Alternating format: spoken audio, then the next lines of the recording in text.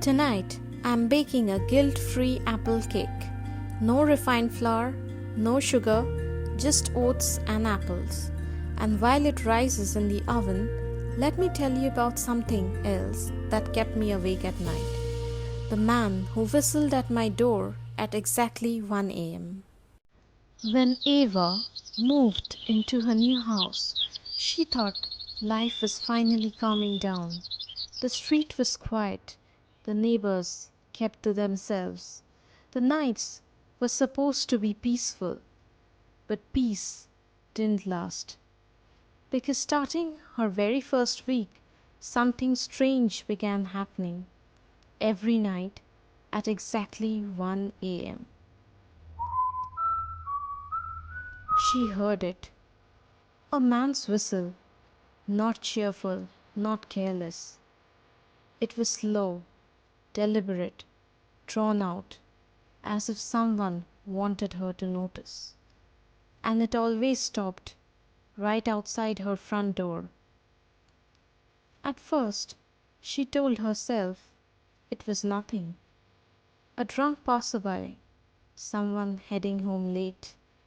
But by the third night, she realized the whistling wasn't random.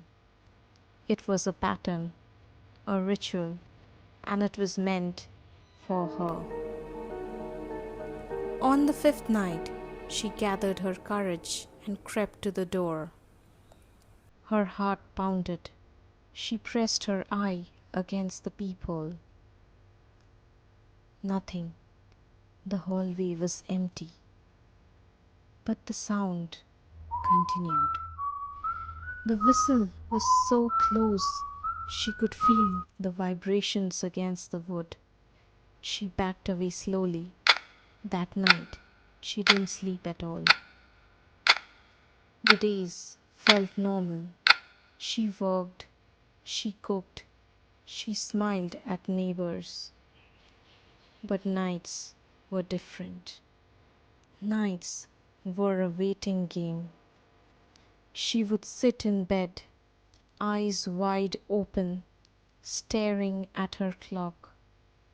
And like cruel machinery, at 1 a.m. sharp, the whistle would begin.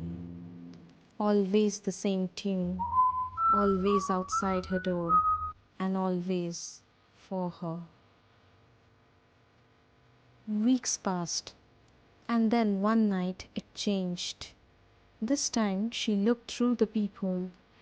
She finally saw him. A man, tall, motionless, draped in a long black coat that brushed against the floor. But he wasn't facing her. He stood with his back to the door, completely still. The sound of whistling leaked from him, though his lips weren't moving. Eva froze. Her trembling hand hovered near the lock, but instinct screamed at her, "Don't open it. Don't ever open it." So she just watched, her breath shallow, her pulse racing. The man stood there for minutes, until finally, without turning, he walked away. And the next night he came again, and the next. Every night at 1 a.m. he stood there, never facing her, never knocking, just whistling. She thought of calling the police. But what could she say? That a man in a coat came to stand silently at a door and then left? Would they even believe her? So she stayed quiet and endured. Then one night, something strange happened.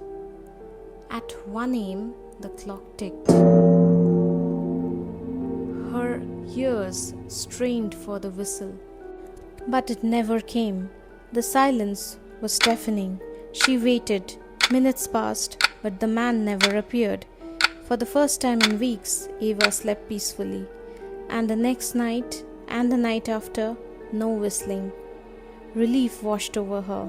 The nightmare was over, or so she thought. It was a rainy night, nearly a month later, when everything changed. Ava had just gone to bed. As she drifted towards sleep, she froze. A sound. The whistle. Her blood turned cold. But it wasn't coming from outside the door. It wasn't coming from the hallway. It was coming from inside her bedroom. The same tune, the same dreadful melody, but this time it was behind her, in the dark corner of the room. Her breath caught, her body stiffened.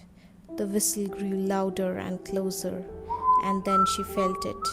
Warm breath brushing against her ear. A low whispering voice said, "You should have opened the door." The man in the black coat had never left. Thank you so much for watching. If you enjoyed this mix of a recipe and a story, don't forget to give this video a like and make sure to subscribe and hit the bell icon so you never miss an update.